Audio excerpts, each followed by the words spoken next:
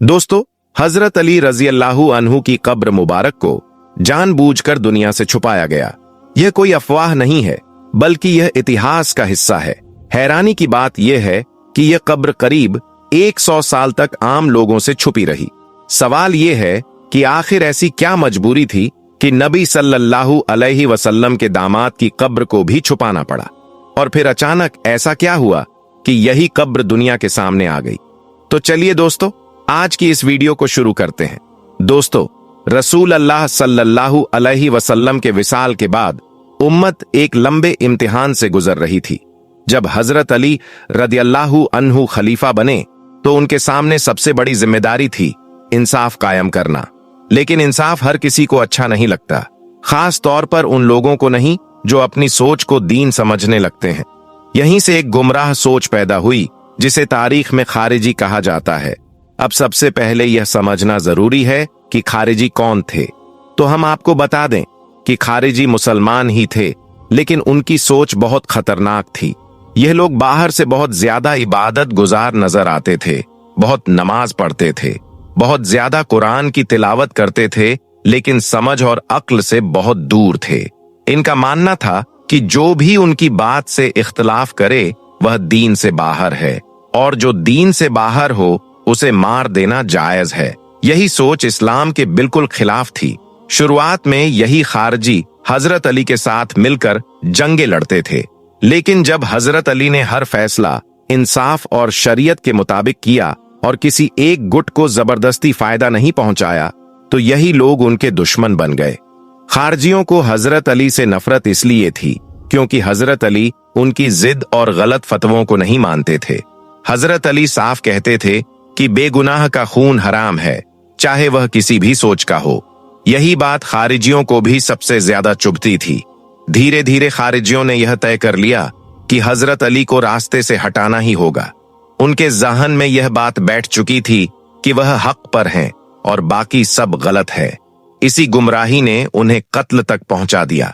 हिजरी सन 40 रमजानुल मुबारक का महीना था। 17 रमजान की सुबह थी। फजर की नमाज का वक्त। कूफा की जामा मस्जिद। हजरत अली रदियल्लाहु ताला अन्हु हमेशा की तरह नमाज के लिए मस्जिद तशरीफ लाए। उन्हें मालूम था कि दुश्मन घात लगाए बैठे हैं। उन्हें खतरे का अंदाजा था, लेकिन उन्होंने मस्जिद जाना नहीं छोड़ा, क्योंकि उनके लिए अल्लाह का हुक्म हर डर से बड़ा था। उसी मस्जिद में अब्दुल रहमान बिन मुलजिम नाम का एक खारिजी छुपा हुआ था। उसके हाथ में जहरीली तलवार थी। जैसे ही हजरत अली सजदे में गए, उसने पूरे जोर से सर पर वार किया। जख्म बहुत गहरा था, खून बहने लगा। दाढ़ी मुबारक खून से भर गई, और उसी हालत में हजरत अली रदी अल्लाहु ताला अन्हु ने फरमाया, रब्बे काबा की कसम, मैं कामयाब हो गया। यह अल्फाज किसी हारने वाले के नहीं होते, यह अल्फाज उस इंसान के होते हैं जिसे यकीन होता है कि उसने अल्लाह के सामने अपना फर्ज पूरा कर दिया। हजरत अली को फौरन घर ले जाया गया। 2 दिन तक आप तकलीफ में रहे, लेकिन ना शिकवा किया ना बद्दुआ दी, बल्कि उसी हालत में उम्मत के लिए वसीयत करते रहे। आपने अपने बेटों हजरत इमाम हसन और हजरत इमाम हुसैन रदी अल्लाहु अन्हुमा को नसीहत फरमाई। आपने कहा कि अल्लाह से डरते रहना, जालिम के खिलाफ खड़े रहना, मजलूम का साथ देना, यतीमों का ख्याल रखना, और इस दुनिया के पीछे अंधे मत भागना। सबसे अहम बात आपने अपने कातिल के बारे में कही।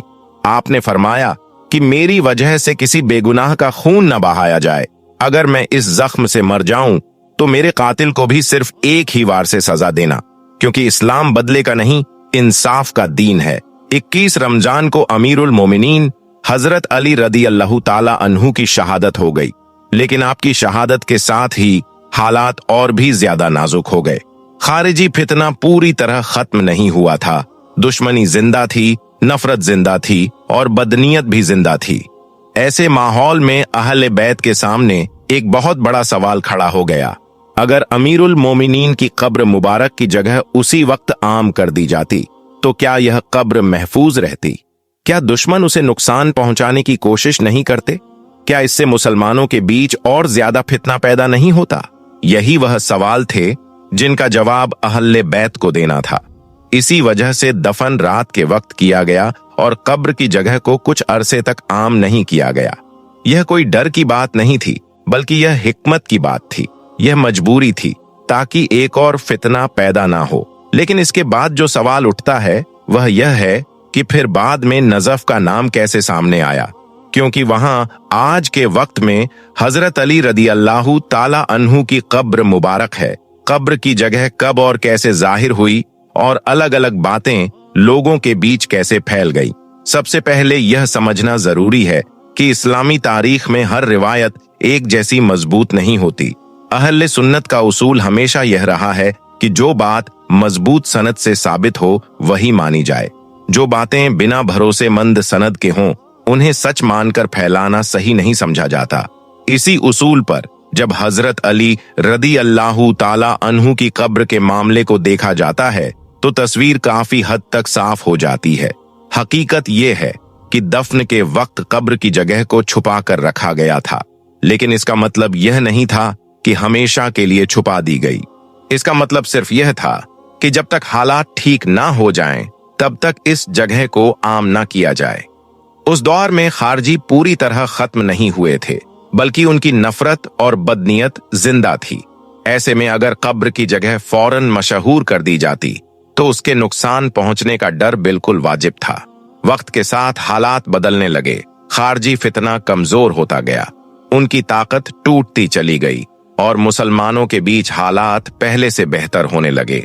जब यह खतरा कम हो गया कि कब्र को नुकसान पहुंचाया जाएगा, तब कब्र की जगह धीरे धीरे सामने आने लगी। यहीं से नजफ का नाम उभर कर आता है। अहले सुन्नत के बड़े उल्मा और तारीख लिखने वालों की बड़ी तादाद इस बात पर मुत्तफिक है कि आज इराक के शहर नजफ अशरफ में मौजूद मजार ही अमीरुल मोमिनीन हजरत अली रदी अल्लाहु ताला अन्हु की कब्र मुबारक है। यह कोई अचानक किया गया दावा नहीं था, बल्कि यह जगह पीढ़ी दर पीढ़ी पहचानी जाती रही और बाद में आम लोगों के लिए सामने आई। अब यहाँ उन बातों को भी समझना जरूरी है जो अक्सर लोगों को उलझा देती है। कुछ रिवायतों में यह कहा जाता है कि हजरत अली के जिस्म मुबारक को मदीना ले जाया जा रहा था। कुछ लोग कहते हैं कि ऊंट रास्ते में भाग गया, कुछ यह कहते हैं कि जिस्म मुबारक कहीं और दफन हुआ। अहले सुन्नत के नजदीक ऐसी रिवायतें मजबूत नहीं हैं, इनकी सनद कमजोर है। इसी वजह से इन्हें तारीख का भरोसेमंद हिस्सा नहीं माना जाता। इस्लाम हमें यह सिखाता है कि दीन को अफसानों से नहीं बल्कि सच और दलील से समझा जाए। अगर हर सुनी सुनाई बात को सच मान लिया जाए तो दीन का नक्शा ही बिगड़ जाएगा। इसी वजह से अहले सुन्नत के उल्मा ने हमेशा यह बात साफ रखी कि हजरत अली रदी अल्लाहु ताला अन्हु की कब्र को कुछ अरसे तक छुपा कर रखा गया था, लेकिन बाद में उसकी जगह सामने आ गई और वही जगह नजफ अशरफ है। एक और गलत फहमी जो फैलाई जाती है वह यह है कि हजरत अली की कब्र को किसी फिरके की वजह से छुपाया गया था। हकीकत यह है कि यह फैसला किसी फिरके को खुश करने के लिए नहीं, बल्कि उम्मत को फितने से बचाने के लिए किया गया था। उस दौर में अगर एक भी गलत कदम उठाया जाता तो मुसलमानों के बीच और ज्यादा खून खराबा हो सकता था। अहले बैत ने हमेशा उम्मत की भलाई को अपने जज्बात पर तरजीह दी। अगर हम इस पूरे मामले को गहराई से देखें तो यह साफ नजर आता है कि हजरत अली रदी अल्लाहु ताला अन्हु की जिंदगी भी और शहादत के बाद के फैसले भी दोनों इंसाफ और हिकमत पर कायम थे। आपने जिंदगी भर जालिम के सामने झुकने से इनकार किया और शहादत के बाद भी आपके नाम पर कोई जुल्म या इंतकाम नहीं किया गया। यहाँ तक कि आपके कातिल के साथ भी इंसाफ का हुक्म दिया गया। यही वजह है कि आज भी हजरत अली का नाम सिर्फ बहादुरी या ताकत के लिए नहीं लिया जाता, बल्कि इंसाफ, सब्र और हिकमत की मिसाल के तौर पर लिया जाता है। उनकी कब्र का मामला भी इसी इंसाफ और समझ का हिस्सा है। दोस्तों, अगर आज कोई आपसे यह पूछे कि हजरत अली रदियल्लाहु ताला अन्हु की कब्र दुनिया से क्यों छुपाई गई थी, तो जवाब बहुत सीधा है। यह कोई रहस्य नहीं था, यह कोई करामत नहीं थी, बल्कि यह उस दौर की मजबूरी थी। यह फितने से बचने का एक समझदारी भरा फैसला था। और जब हालात बेहतर हो गए तो वही कब्र नजफ अशरफ के नाम से दुनिया के सामने आ गई। दोस्तों, हजरत अली की जिंदगी हमें यह सिखाती है कि हक की राह हमेशा आसान नहीं होती। जो इंसाफ करता है उसे सबसे पहले निशाना बनाया जाता है, लेकिन आखिरकार कामयाबी उसी की होती है जो अल्लाह पर यकीन रखे। हजरत अली ने सजदे में शहादत पाई और उसी सजदे ने उन्हें हमेशा के लिए कामयाब बना दिया। यही इस कहानी का आखिरी सच है और यही वह सबक है जो हमें आज भी याद रखना चाहिए। दोस्तों, आज के इस वीडियो में हम आपको बताने वाले हैं कि आज के दौर में हजरत अली की औलादें कहां पर हैं। क्या आज भी हमारी इस दुनिया में कहीं पर हजरत अली और हजरत बीबी फातिमा की औलादें मौजूद हैं या नहीं, और अगर हैं तो वह आज कहां पर हैं और किस हालत में हैं, जानकर यकीनन आप लोग हैरान रह जाओगे। इसीलिए आज का यह वीडियो आप सभी के लिए बहुत खास है, आप इसको आखिर तक जरूर देखें। और सबसे पहले, अगर आपके दिल में हजरत अली के लिए मोहब्बत है तो आप इस वीडियो को दिल से एक लाइक जरूर कर दें और मेहरबानी करके इसे शेयर भी कर दें ताकि और भी लोगों के पास में यह वीडियो पहुंच जाए। तो चलिए दोस्तों, शुरू करते हैं। दोस्तों, आज हजरत अली को भला कौन नहीं जानता होगा, क्योंकि यह एक ऐसा नाम है, एक ऐसी मशहूर शख्सियत का नाम है कि जिनको मुस्लिम इतिहास में हद से ज्यादा अहमियत दी जाती है। और भला अहमियत दी भी क्यों ना जाए, क्योंकि हजरत अली ने न सिर्फ शुरुआती दौर में इस्लाम को फैलाने में, इस्लाम को आगे बढ़ाने में बड़ा किरदार अदा किया था, बल्कि साथ ही साथ यह इस्लाम के चौथे खलीफा भी थे। और इसके साथ ही अगर शिया ग्रुप के हिसाब से बात की जाए तो शिया लोग हजरत अली को अपना पहला इमाम मानते हैं। और यही नहीं, इन सब बातों से अलग हटकर भी एक और खास बात है जो हजरत अली को बाकी तमाम लोगों से अलग और जुदा बनाती है, और वो चीज है इनका पैगंबर हजरत मोहम्मद सल्लल्लाहु अलैहि वसल्लम के साथ में खूनी रिश्ता। जी हाँ दोस्तों, आपने बिल्कुल सही सुना। हजरत अली और अल्लाह के प्यारे नबी आपस में सगे चचाजाद भाई थे। मतलब कि जो हजरत अली के वालिद थे, जिनको जनाबे अब्बू तालिब के नाम से जाना जाता है, वो पैगंबर हजरत मोहम्मद सल्लल्लाहु अलैहि वसल्लम के जो वालिद थे, जनाब हजरत अब्दुल्लाह, उनके सगे भाई थे। यानी कि हजरत अली के वालिद और अल्लाह के प्यारे नबी के वालिद आपस में सगे भाई थे। इस हिसाब से दोनों के दादा एक ही हुए, जिनको इतिहास में हजरत अब्दुल मुत्तलिब के नाम से जाना जाता है। और जनाब हजरत अब्दुल मुत्तलिब के बारे में तो आप सब लोग जानते ही होंगे कि इनका नसब यानी कि इनका खानदान ऊपर जाकर हजरत इब्राहिम अलैहिस्सलाम के मशहूर बेटे हजरत इस्माइल अलैहिस्सलाम से जाकर मिलता है।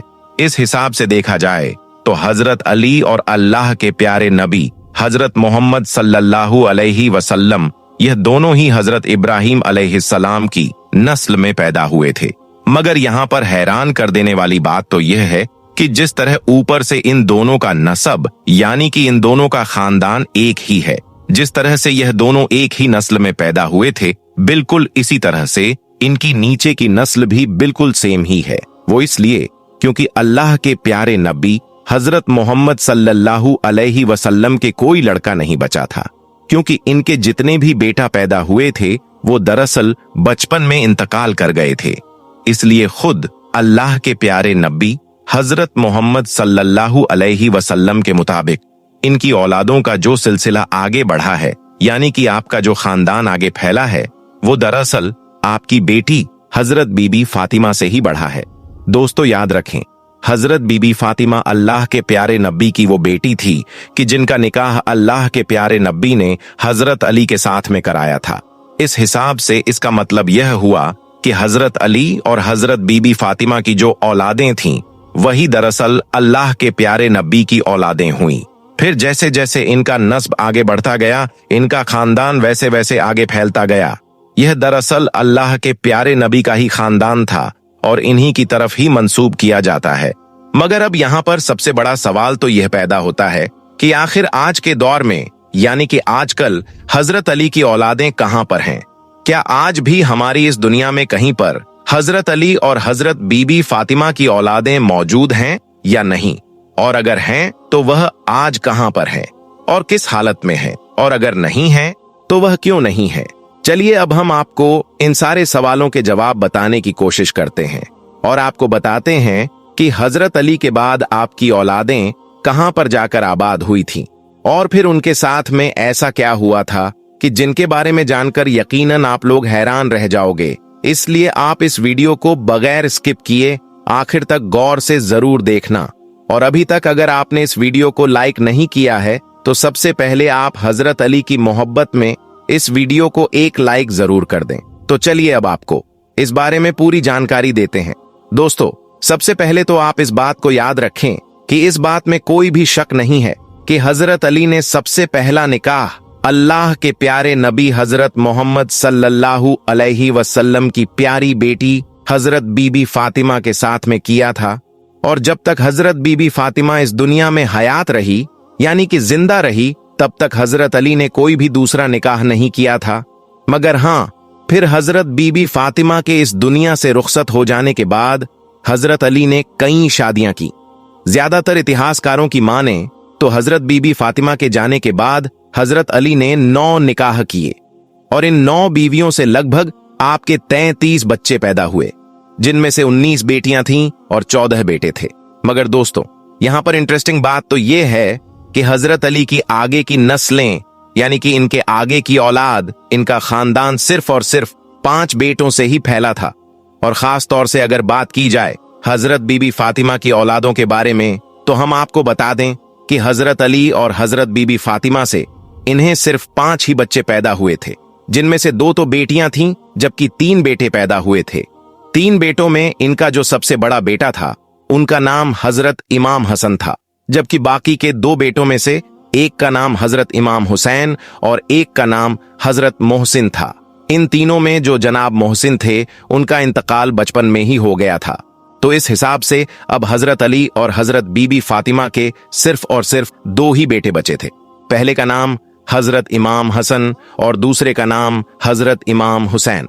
और याद रहे, इन दोनों की ही औलादों को आज के दौर में, यानी कि आज हमारी इस दुनिया में आमतौर पर सैयद के नाम से जाना और पहचाना जाता है।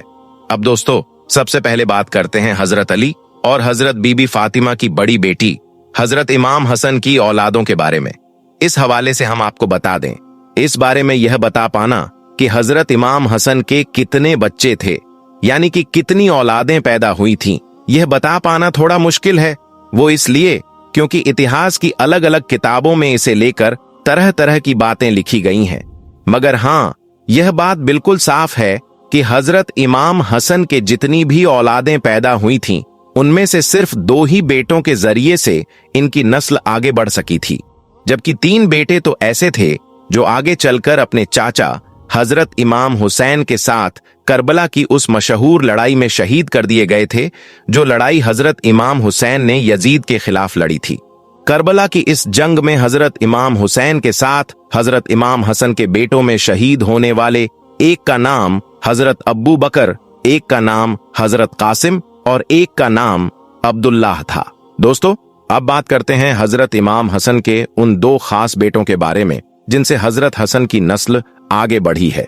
तो इस हवाले से हम आपको बता दें कि इनमें से एक का नाम तो जेद था, जबकि दूसरे बेटे का नाम हसन ही था, यानी कि हजरत हसन के बेटे का नाम भी हजरत हसन ही था।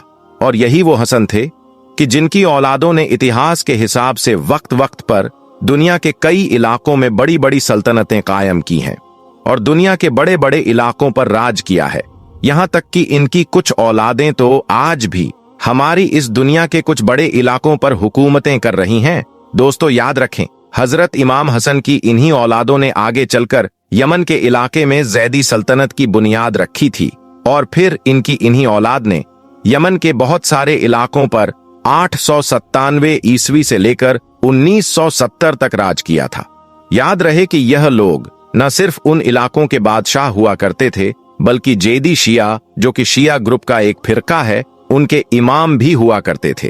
और यही नहीं, हजरत इमाम हसन की यही औलादें आज के दौर में अफ्रीका के बहुत सारे इलाकों के साथ साथ अरब में भी बहुत सी जगहों पर फैली हुई हैं।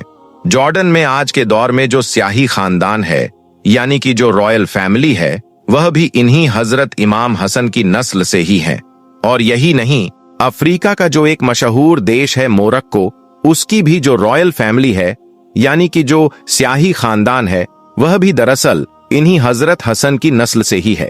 इसके अलावा भी हजरत हसन की कई औलादें टनोशिया के कई इलाकों में भी पाई जाती हैं।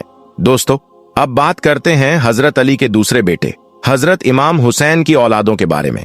तो इस हवाले से हम आपको बता दें कि इस बारे में इतिहास की किताबों में अलग अलग राय पाई जाती है कि हजरत इमाम हुसैन के कितने बच्चे थे।